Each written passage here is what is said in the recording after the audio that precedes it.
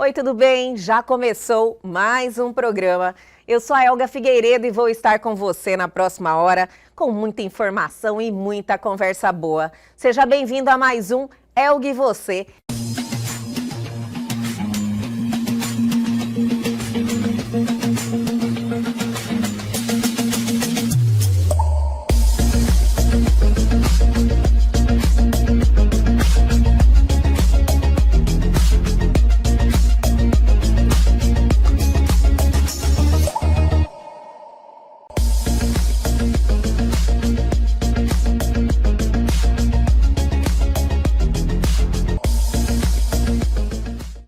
Uma forma de você realmente tirar essa pessoa que te manipula da sua vida, você aprende a lidar com ela, mas o primeiro momento é melhor você finalizar esse relacionamento, né? Exato. Isso quando é possível. Quando é possível. Porque quando muitas vezes é no plano familiar, sabe? Não tem jeito, né? E às vezes mais acontece. complicado. Acontece. A mãe manipular filho. Acontece. Muito. Tem filho aí de 30, 35 anos que não casou até hoje porque a mãe não quer que ele case, porque não quer que saia de casa, né? Você vê, né? E é um tipo fato. de manipulação. É uma manipulação afetiva. Tem mães, pais que realmente influenciam diretamente, vivem a vida dos filhos, né? Sim, Interferem diretamente nas escolhas. Completamente. E só deixando bem claro que das perguntas que a gente selecionou hoje são perguntas voltadas exclusivamente para processos de manipulação em relacionamento conjugal. Né? Tipo, homem e mulher, relacionamento amoroso. Relacionamento amoroso, entre qualquer gênero. De qualquer gênero? Porque existem todos. Eu entendi.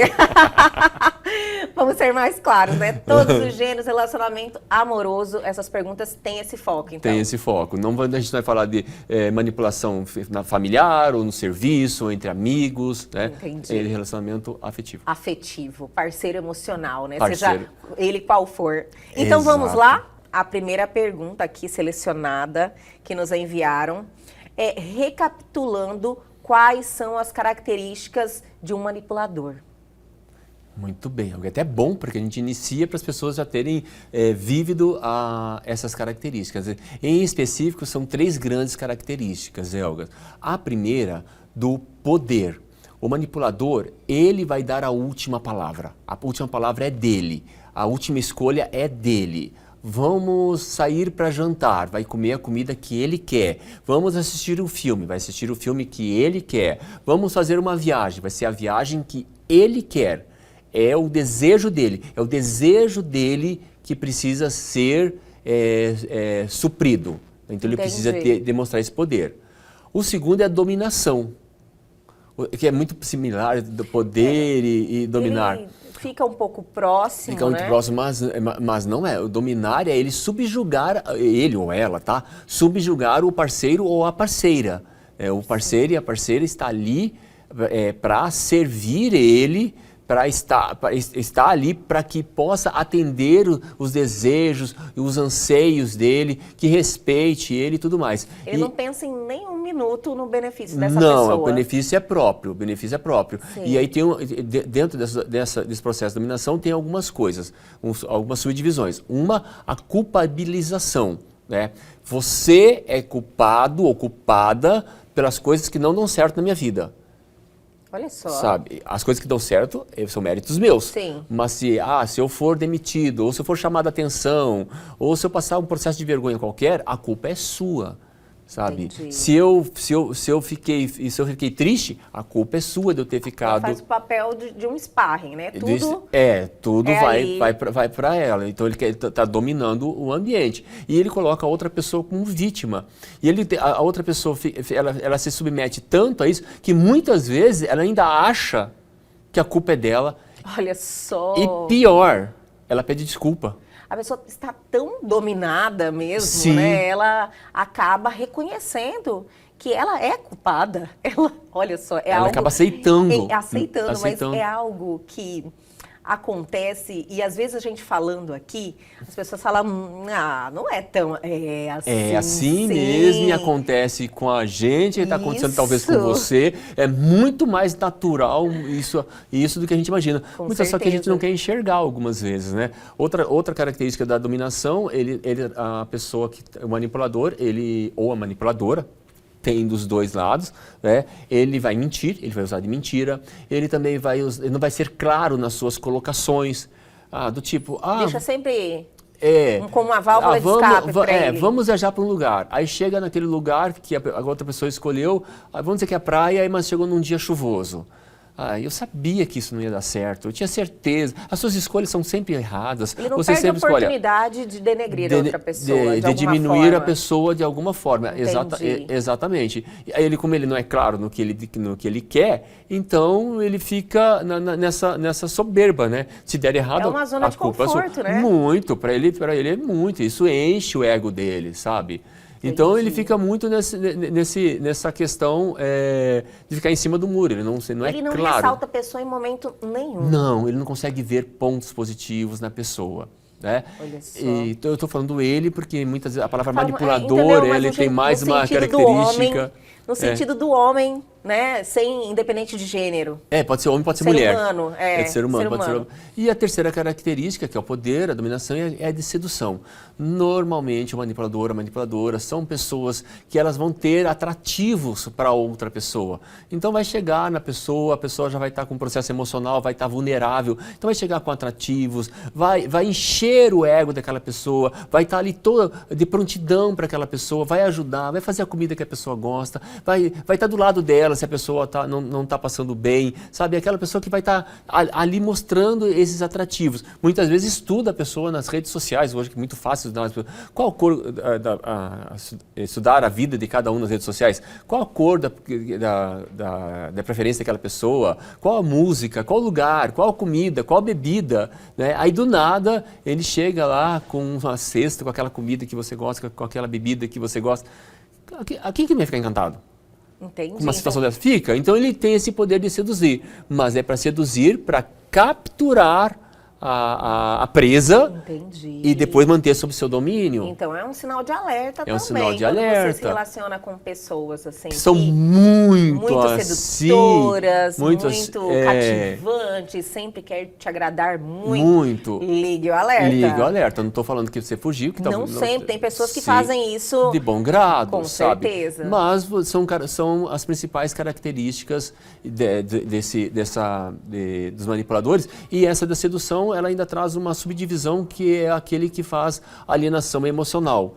Ele usa disso com a outra pessoa. Não, ele é tão prestativo, ele é tão carinhoso. Aí ele vai chegar a dado momento, olha, eu tenho um projeto de vida, eu estou comprando fazenda, estou comprando gado, estou comprando isso, estou investindo naquilo, sabe, está tudo certo, eu vou pegar um financiamento no banco, não sei das quantas. Aí dado momento ele fala assim, fui no financiamento do banco, eu preciso depositar 10 mil, 15 mil agora para o banco financiar todo o meu sonho. Olha, eu não tenho onde tirar esse dinheiro agora, mas o meu projeto de vida vou perder todo o meu projeto de vida. A outra pessoa encantada com ele vai lá, faz empréstimo, pega dinheiro não sei da onde, vai e dá para ele fazer isso com uma promessa que um dia vai devolver. Foram 4 programas, então. Nós falamos em 4 programas que tinham o tema do manipulador também. Também, para você ver. Nós falamos desse alienação emocional, usamos estelionato emocional também, né? Então foram 4 programas. Foram 4 programas. Falando de manipulador. E a pessoa usa disso.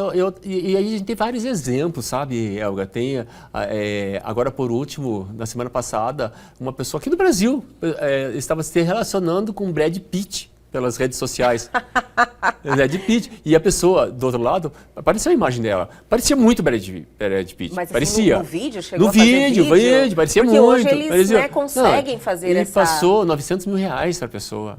900 mil reais. Nós tivemos no ano passado o caso do jogador lá da Itália, que achou que estava namorando uma modelo brasileira e passou 600 mil euros para ela, namorando 1 ano, só que essa aí namorou 1 ano e a única forma que ele havia eram por fotos.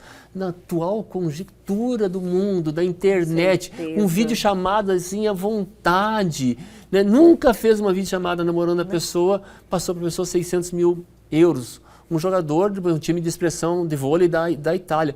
Então todos nós estamos sujeitos. Vulneráveis, vulneráveis. Né? Depende, eu acho que tudo depende do momento, né, Campelo, que você está na vida. Porque às vezes você fala, não, eu sou uma pessoa madura, sou uma pessoa com informação, que busca o conhecimento, que acredito que jamais vou me encontrar num momento frágil desses, que me colocasse numa situação dessa. Mas às vezes você se encontra nesse momento, talvez sem saber, e tenha a infelicidade de encontrar com alguém com esses dons, né? Porque é um dom. A pessoa, ela entra na sua mente, né? Ela vai entrar. Ela tem técnicas para entrar na mente, né? Tem que cortar esses assuntos aí com quem não conhece, né? Exatamente, Elga, exatamente.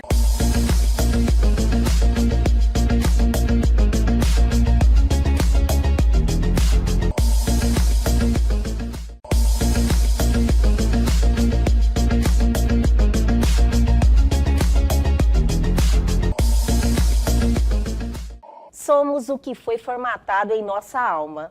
Esse é um pequeno trecho do livro Não é Talento, é Comportamento, do Daniel Alves, que é escritor, master coach, palestrante internacional, graduado em teologia e muito mais, gente, tem mais, e ele está aqui com a gente. Daniel Alves, primeiro, muito obrigada por ter aceitado o nosso convite, por estar aqui com a gente hoje, compartilhando seu conhecimento, sua trajetória. Obrigado, Elga. Obrigado a você e obrigado também a você, que é o público que está aqui hoje nos assistindo. Seja bem-vindo. Eu quero fazer um chamado já para esse público, que é uma verdadeira oportunidade nós podermos ter esse bate-papo, entender um pouquinho de como foi essa trajetória, que eu acredito que a sua trajetória foi em busca de muito conhecimento, né, Daniel? Exato. Esse livro já é a segunda edição. Eu já vendi mais de 15 mil cópias desse livro. 15 mil? Vamos mostrar aqui, ó, o livro está aqui. Então, olha só um foco. Não é talento, é comportamento. Uma leitura que eu estou, assim, ansiosa para fazer, viu? Certamente vai acrescentar muitas coisas. Tenho certeza. E quanto tempo já que você já escreveu esse livro? Então, tudo na vida da gente começa a partir, certamente, na vida da maioria das pessoas, a princípio, através de uma dor. Sim. Em 2014, minha esposa, que hoje é psicóloga, doutora, ela teve crise de pânico, de depressão, tentou suicídio. Uma história muito longa. Nós vivíamos os melhores dias das nossas vidas. Nossa. Morando num condomínio de alto padrão, com os filhos todos bem acompanhados. Então, como ela teve esse pequeno problema, esse pequeno incidente, isso gerou muita dor na vida da gente. E quando as coisas começam a doer, é quando a gente começa a correr atrás daquilo que a gente pode fazer ou tentar resolver. Então, a partir daí, eu comecei a estudar inteligência emocional, comecei a estudar comportamentos, comecei a estudar um pouco sobre psicologia.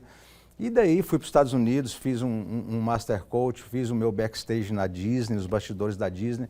Então, foi algo que, de fato, me impulsionou a estudar sobre o assunto, foi o acidente que eu tive com ela, esse acidente nessa trajetória de vida. Nossa, que provocação também, né, Daniel? Na realidade, eu acho que às vezes acontecem coisas na nossa vida que nos colocam em caminhos que a gente até o momento não tinha pensado ainda, mas é uma verdadeira transformação na nossa vida. E no caso, você fez do limão uma limonada, né? Claro. Você foi entender tudo isso e com certeza você transformou a sua vida. Claro, porque a maioria das pessoas, elas usam a dor para sofrer. Então, como se fosse uma desculpa também? Colocar a culpa em algo? Exato. Agora você tem duas opções. Ou você usa a sua dor para sofrer, ou você usa a sua dor para crescer. Aonde você vai? Para qual caminho você vai? Qual decisão você vai tomar? E eu tomei essa decisão de usar essa dor, esse momento que nós vivíamos, para adquirir conhecimento, crescer e sair daquele ambiente que estava causando muita destruição na nossa família, na minha empresa, nos meus negócios, naquilo que eu empreendo. E a partir daí, Elga, foi algo muito interessante que eu comecei a estudar e a ver que a somatização da formação do nosso processo cognitivo desde a nossa infância vai contribuindo ou nos prejudicando emocionalmente, a ponto de quando nos tornamos adultos, nós não conseguimos ter resultados fruto de um processo cognitivo, vamos dizer assim, defeituoso, ou conseguimos também ter sucesso exacerbadamente. Por quê? Também fruto de um outro extremo, ou seja, vou dar um exemplo aqui, eu era muito pobre e agora eu vou ser muito rico. Então você sai de um extremo e vai para o outro. Ou eu era pobre, nasci pobre, vou morrer pobre e minha vida é ser pobre. Sim. Eu comecei o programa falando sobre esse trecho que eu achei bem interessante. Somos o que foi formatado em nossa alma. Eu acho que expressa bem o que você está falando agora. O nosso processo cognitivo, ele vem através do processo de informação, né, de processar as informações e transformar em conhecimento. Seja por experiências, de várias formas a gente adquire isso. Quando esse processo, infelizmente, foi aquém do que a gente espera, a gente consegue transformar isso aí? Claro. A gente consegue buscar esse conhecimento em qualquer momento da nossa vida? Claro, a palavra seria ressignificar esse passado. Sim. Né? Porque você está grávida, você vai ter... É menino ou menina? Menino. Menino. Então, vou te dar um exemplo no processo de formação do seu menino. Sim. Quando ele estiver andando, começar a andar e ele cair, não vai lá, pegue ele, levante e diga, pulou, neném pulou. Não, ele não pulou, só. ele caiu. Ele caiu. Ele caiu, ele está aprendendo alguma coisa e ele se deu mal. Ele teve um pequeno incidente, um pequeno fracasso naquele momento. Então, quando ele cair, você vai dizer para ele, você vai pegar ele, você vai pôr ele de pé, você vai abaixar no nível dele, vai dizer para ele, meu filho, na vida a gente às vezes pode cair, mas você precisa se levantar, porque a mamãe nem sempre vai estar ao seu lado. Você formou na mente dele, ainda que você perceba que não, e ele também não, mas aquilo vai ficar gravado no subconsciente dele. E um dia, quando ele quebrar, ou quando ele perder algo, ou quando ele tiver um insucesso em alguma coisa, ele vai se lembrar dessa frase e vai dizer, eu preciso me levantar, eu preciso dar a volta por cima. Agora, aqueles que dizem, pulou, neném caiu, pulou, e não faz nada, geralmente as pessoas elas não conseguem se superar diante das quedas da vida. Você vê que a gente reproduz um comportamento que a gente aprendeu. Exato. Então fizeram isso com a gente quando éramos pequenos e a gente reproduz isso sem ter o conhecimento, a noção do que a gente está fazendo na vida daquela criança. Aliás, você poderia estar mais bem preparado para esse momento, né? Claro, eu tenho 2 filhos, um tem 24 e a outra tem 18. O meu filho de 24 anos foi criado dentro de um padrão repetitivo que eu tive dos meus pais. Já a minha filha de 18, não. Ela foi criada dentro de padrões que eu aprendi e estabeleci para que ela se desenvolvesse. Eu não estou aqui dizendo que ela é melhor do que ele, ou ele é melhor do que ela. Não, não é isso. É que os dois têm interpretações diferentes da vida e em situações, sejam de dificuldades ou sejam de alegrias, eles sabem se comportar diante desses momentos. Você vê essa diferença bem grande porque você teve uma oportunidade dentro da sua família de ver essa diferença. Sem dúvida nenhuma. Você consegue nenhuma. claramente ver isso? Claramente. Hoje eu tenho 51, né? 51 anos. Esse livro eu já palestrei desde o Japão, Europa, Ásia, Israel, Brasil todo. Então, lidando com muita gente, a gente percebe que as pessoas querem ter resultados. Sim. Elas querem crescer na vida. A maioria delas, elas querem ter sucesso. Mas sucesso não é fruto só de habilidades, sucesso não é fruto só de talento, sucesso ele é agregado a comportamento. Né? E a palavra sucesso ela é muito subjetiva, né? Porque sucesso para você pode não ser para mim. Com certeza. Né? Mas a gente coloca a palavra sucesso porque a maioria das pessoas querem se dar bem. E elas tentam. Eu conheço muita gente, Elga, que tenta. Muita gente que é trabalhadora, que é honesta. Muita gente que faz tudo certo, mas não consegue prosperar. Porque na hora do momento, na grande oportunidade, emocionalmente, ela não consegue lidar com aquilo, não consegue desenvolver aquilo e acaba perdendo. Você acha, então, que esse despreparo é emocional mesmo? Muito, muito. Hoje... eu vejo essa falha, assim, sabe? Quando a gente começa a observar, assim, os relacionamentos que você estabelece, que estão à sua volta, você faz uma simples análise, você vê a fraqueza emocional das pessoas. Exato. É porque a escola não prepara a gente para isso. A escola nos prepara para fazer conta de 1 mais 2, né? É verdade. A escola não nos ensina juro composto, né? A escola não ensina a gente a ser rico. A escola nos ensina, com dinheiro. Exato, a escola nos ensina a lidar com dinheiro, a lidar com pessoas, né? E tem um filme, você deve ter assistido já, Procura da Felicidade, do Will Smith. Ele interpreta Chris Gardner, que é um personagem real, ainda vivo e muito rico nos Estados Unidos. né? E ele faz uma pergunta, um trader da Bolsa de Valores para na porta do banco com uma Ferrari e ele pergunta: o que você faz e como você faz? Então são duas perguntas que a gente deve fazer para a gente todos os dias. Se você que está nos assistindo quer alcançar sucesso na sua vida, você precisa responder essas duas perguntas. O que você faz e como você faz? Porque aqui está o sucesso. E aí o corretor da Bolsa responde para ele: eu sou corretor da Bolsa. E ele diz: é preciso ir para a faculdade? E ele responde novamente: não, você só precisa ser bom com números e com pessoas. Olha Então, só. números e pessoas definem o seu sucesso. Agora nós estamos falando de inteligência e de relacionamento. Sim. E a maioria de nós não temos habilidade emocional para lidar com o sucesso dos outros, quiçá do nosso colega de trabalho. É verdade.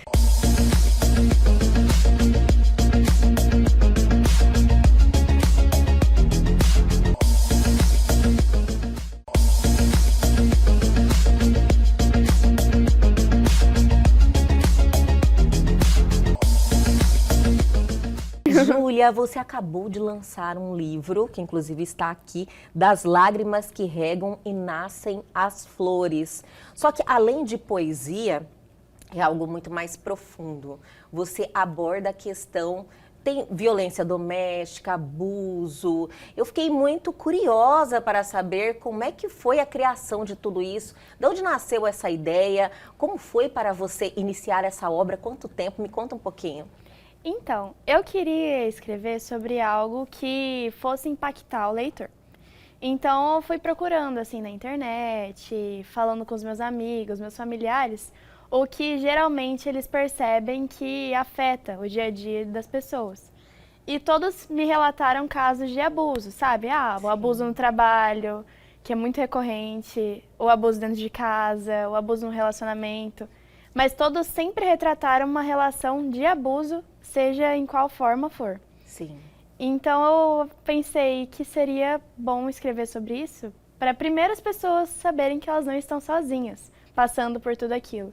E também saber que tem um caminho que a gente consegue sair dele. Sim. E você entendeu que a leveza da poesia iria trazer assim um ar mais blando para o assunto? As pessoas iriam olhar o assunto, absorver de uma outra forma? Eu acho que a poesia me encanta porque eu acho que em um texto tem várias definições nele.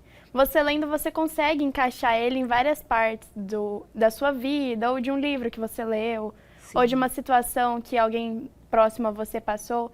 Então, assim, a poesia, ela sempre dá esse ar, assim, tipo, eu acho que eu consigo encaixar isso na minha vida, sabe? Sim. E como é que você fez? Você fez pesquisas? Você foi contando histórias? Eu fiz muitas pesquisas, eu contei histórias de amigos meus, inclusive Sério? eu perguntei se estava tudo bem. Falou, olha, pode? Eu vou mudar, eu vou dar uma maquiada, né? Não coloquei nomes, Sim. mas eles sabem que tá lá. Sim. De certa forma, né, eu acho que a pessoa até desperta aquele interesse de outras pessoas irem lá conferir, né? E é tão bom você trazer relatos que estão próximos a você, que aconteceu realmente, e você conseguiu ter esse contato com a pessoa te relatou isso, porque traz aquela veracidade, né, para, no caso, a poesia. Sim, traz mesmo. Você acha que isso aí facilita quando você consegue contar a história de alguém que está próximo de você? Eu acho que quando a gente sente a dor da pessoa é muito mais fácil colocar no papel. Porque toda poesia tem uma dor, mesmo aquelas de alegria, Sim. Elas sempre retratam alguma dor. É sofrido, né? Não, nem sempre. Nem sempre é tão sofrido Não. assim. Nossa, que bom. O meu livro é um pouquinho, mas... E você, além desse livro, que lógico que a gente vai voltar a falar sobre ele, porque eu acho assim extremamente interessante, eu acho que ainda mais para você que está com apenas 18 aninhos, né? Já teve contato com histórias que realmente são histórias assim marcantes, eu acredito. Então, o amadurecimento que isso traz para você, eu acredito que isso é verdade? Você amadureceu muito escrevendo esse livro? Com certeza, amadureci demais. Foi principalmente porque eu nunca fui muito de me expor. Então, esse livro foi uma oportunidade que eu tive de, tipo, colocar eu ali, entendeu? Sim. Porque eu sempre tive muita dificuldade de falar o que eu tô sentindo, de me expressar. E o poema foi sempre uma ajuda para mim. Nossa, olha só, escritora e tinha dificuldades de se expressar, falar de Totalmente. você mesmo. Você até contava histórias dos outros, né? Quando é pra falar, mas não é só você não, eu percebo esse traço em muitas pessoas, às vezes sobre o trabalho, a pessoa tem aquele domínio, sobre a vida de outras pessoas, então, né, é perito, mas na hora que chega para falar sobre você, você trava um pouquinho. É muito mas isso mais é um difícil. exercício, né? Eu acredito que, como você falou, a poesia e o ato de escrever te ajuda muito. Muito. E eu acho que pode ajudar muitas pessoas que gostam de escrever.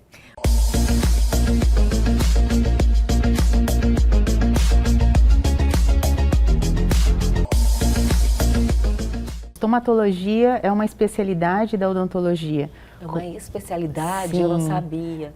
Poucas pessoas sabem Sim. e até me perguntam, quando eu falo estomatologista, perguntam se eu trato do estômago. Sim, é né? a primeira impressão que a gente tem. Sim, estomatologia vem de uma palavra grega, né? Stomatos, que é boca, Sim. né? E logia é estudo. Então, a minha especialidade, a gente trabalha em cima da prevenção, do diagnóstico e tratamento das doenças que acometem a boca. Entendi. Mais precisamente, o sistema estomatognático. O que seria o sistema estomatognático? É desde a região dos lábios, né, pegando a articulação, mandíbula, maxila, até a região da orofaringe, ali onde ficam a úvula, a garganta. Né? Então, a gente trabalha em toda essa área de diagnóstico, não só da cárie e da doença periodontal, que são as duas doenças bucais mais comuns, Sim. mas frente a todas as outras que acometem a boca. Né? São várias patologias, Nós né, temos doutora? muitas patologias. Hoje nós temos mais de 700 espécies de micro-organismos dentro da boca. Sério?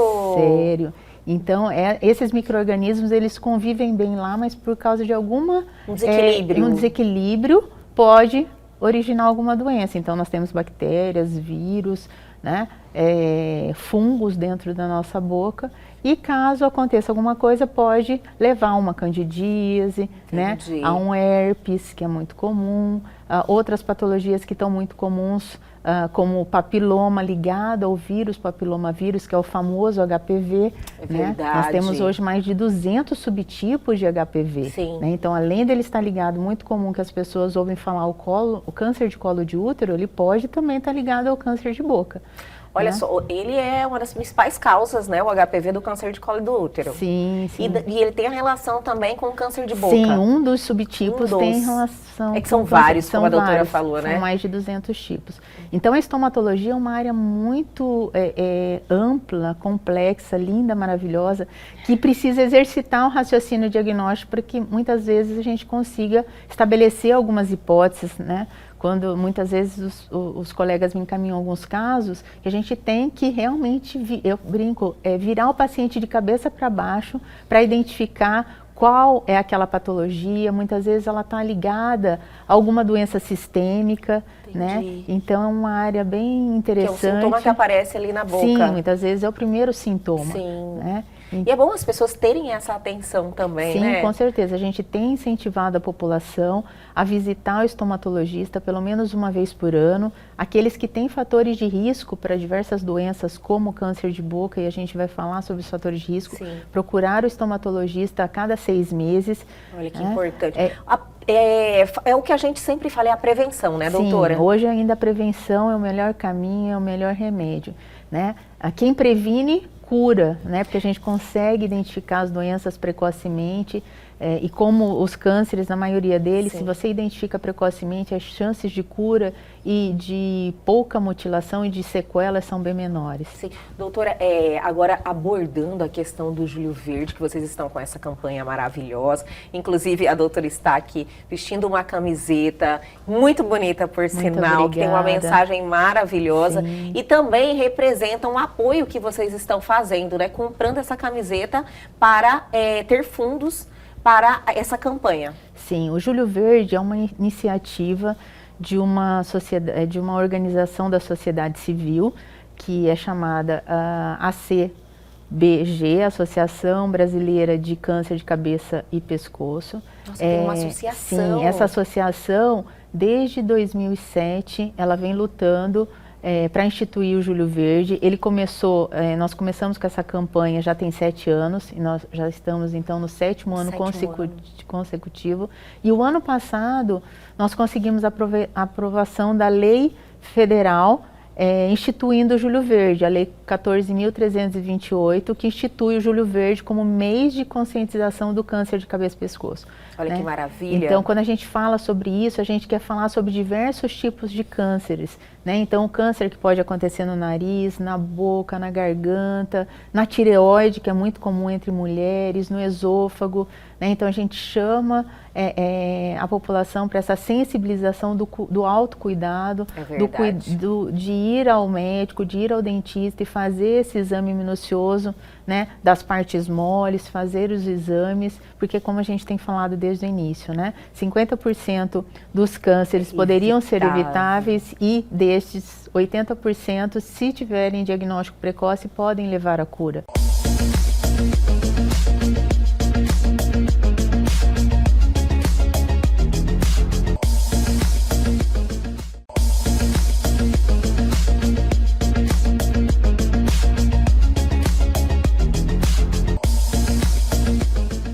Hoje faço a gestão, né, do Hemocentro, do MT Hemocentro, que é o único banco de sangue público do estado do Mato Grosso, e a gente procura aumentar cada vez mais o número de doadores de sangue para aumentar cada vez mais o número de atendimentos dos nossos usuários, nossos pacientes do Sistema Único de Saúde. Sim, por isso que eu falo que as pessoas precisam de mais informações em relação à doação de sangue, né, Giancarla? Porque ainda, no caso, qual é a maior dificuldade ainda que você acha que existe para as pessoas doarem, fazerem a doação?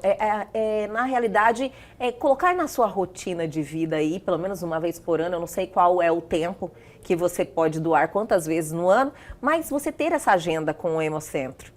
Então, uma das coisas que nós percebemos no decorrer do tempo, com relação, por exemplo, à pandemia, houve uma diminuição normal do número de doadores, né? Já esperada pelo tudo que aconteceu, né? E o que aconteceu logo depois? Nós esperávamos que em 2022 nós já tivéssemos um regresso das pessoas que já eram doadoras fidelizadas, regulares de sangue, e que voltássemos a um crescimento. Isso não aconteceu da forma como esperávamos. Olha só. Por quê? Aí começamos a analisar o que está acontecendo. Então, um dos motivos que nós acreditamos é ainda o desconhecimento, é o receio de fazer a doação de sangue. Existem pessoas que acreditam que podem pegar algum tipo de doença ao doar o sangue. Isso é impossível de acontecer, porque o equipamento, tudo que é usado, né, para aquela coleta de sangue é único e exclusivo para aquele doador de sangue. Então não há possibilidade total segurança, né? Total a gente tem segurança. Que deixar isso bem claro. Total segurança. A outra coisa é esse mundo moderno, né? Antigamente nós recebíamos uma demanda de trabalho e faríamos em uma semana. E hoje aquilo que faríamos em uma semana, devido à tecnologia, ao avanço tecnológico, nós conseguimos fazer em uma manhã, ou que sai em um dia. Sim. E aí nós pegamos mais tarefas e assim nós nos sobrecarregamos, nosso dia fica totalmente fechado e nós não conseguimos disponibilizar aquela uma hora e meia para ir até o MT Hemocentro fazer a doação. Também colocar dentro dessa sua agenda, desse seu cronograma, a parte que você precisa se dedicar às outras pessoas também, ter essa atenção, né? A gente enche com os afazeres na nossa rotina aí diária e esquece desse outro lado que é muito importante. E é extremamente importante falar sobre isso, porque realmente o sangue não tem como você comprar. Você não compra sangue. Você não vai numa farmácia, você não vai num supermercado, não tem como você comprar. O sangue, ele precisa que alguém, uma pessoa, se dirija a um hemocentro, faça a sua doação de sangue e dali a gente consiga extrair os hemocomponentes. O que é hemocomponente, né, gente? Falei agora uma coisa diferente. É porque normalmente a gente fala com uma doação a gente salva 4 vidas. Por quê? Porque tem uma bolsa de sangue total, tá? Essa bolsa ela passa por um processamento e nesse processamento a gente distribui essa bolsa em plaquetas, concentrado de hemácias, que é a parte vermelhinha do sangue, o plasma e o crioprecipitado. Então, cada um desses hemocomponentes pode ir para um receptor, um paciente diferente. Por isso que a gente fala que com uma doação você salva 4 vidas. Então, assim, você tirar um tempo da sua vida para realmente você salvar vidas, não tem valor mensurável. Não tem como você agradecer, sabe, enaltecer esse gesto tão nobre, porque a doação, ela é voluntária e ela é altruísta. Eu vou porque eu quero, eu vou porque eu quero fazer o bem a alguém. Sim. Levando ainda em consideração a questão desses impedimentos que eu te falei, eu acredito que existe o medo também, né, Giancarla? O medo. Existe o medo da agulha, se você de Existe. sentir dor. Então, existe algo que a gente pode falar que a tecnologia já traz tantos benefícios na área de saúde, né? Na questão da doação, os equipamentos, tem algo moderno, algo que deixe as pessoas um pouco mais confortáveis, falar, olha, gente, não dói, não tenha medo da agulha. Então, existe o medo, sim, da doação em função da agulha. Sim. Existem, são várias questões assim, será que se eu doar sangue uma vez, eu vou ter que doar sempre? Isso, não, existe essa pergunta também. Não precisa. Se você doar sangue, você não se sentiu confortável, acredita que aquilo não te fez bem, não precisa doar novamente, não há necessidade. Porque no momento que você retira 450 ml de sangue, que é mais ou menos, varia de 300 a 450 ml de sangue, que é retirado de cada organismo, variando o teu peso, a altura, né, e quantidade de hemoglobina, quantidade de sangue que você tem no teu organismo, quanto tempo vai demorar para repor isso daí? Vai demorar 24 horas, a parte branca, a parte do plasma, né? Demora 24 horas. As células sanguíneas que demoram mais ou menos de 30 a 45 dias. Por isso que o prazo de doação para os homens são de 2 em 2 meses e as mulheres de 3 em 3 meses. Olha só. Agora, você falou uma coisa sobre tecnologia, né? Nós fizemos uma coisa muito boa para os doadores do estado do Mato Grosso. Notícia boa aí. Então, antigamente você via no Hemocentro, você furava o dedinho, ou nas nossas unidades de coleta que temos no interior, você furava o dedinho para ver o volume de sangue que você tinha. E depois você furava o braço, que daí não tem jeito, né? Para tirar o sangue, tem que furar o bracinho. Então, aí eram 2 furinhos. Hoje não tem mais isso. Hoje você coloca o dedinho lá no equipamento e esse equipamento ele vai verificar o quantitativo de sangue que você tem sem furo nenhum. É o que a gente chama de não invasivo. Ou seja, é um furinho a mais, a gente está proporcionando um conforto maior para o nosso doador de sangue, que é tão precioso para nós. Olha que notícia maravilhosa, né? Tenho certeza que já vai quebrar aí muitos tabus em relação à doação. O seguinte também, eu entendo que as campanhas, elas ajudam muito, né? Cria esse envolvimento das pessoas com essa missão que é doar o sangue, que é salvar vidas, estar engajado. Então as campanhas, elas fomentam essa vontade das pessoas em estarem fazendo o bem. Nós temos hoje 3 unidades móveis, né? Sendo um ônibus, uma carreta e um caminhão, que vão até os municípios para fazer a coleta de sangue. E nós temos aqui dentro da cidade, a equipe que vai com todo o equipamento para fazer a coleta, desde que tenha o ambiente apropriado para fazer essa coleta.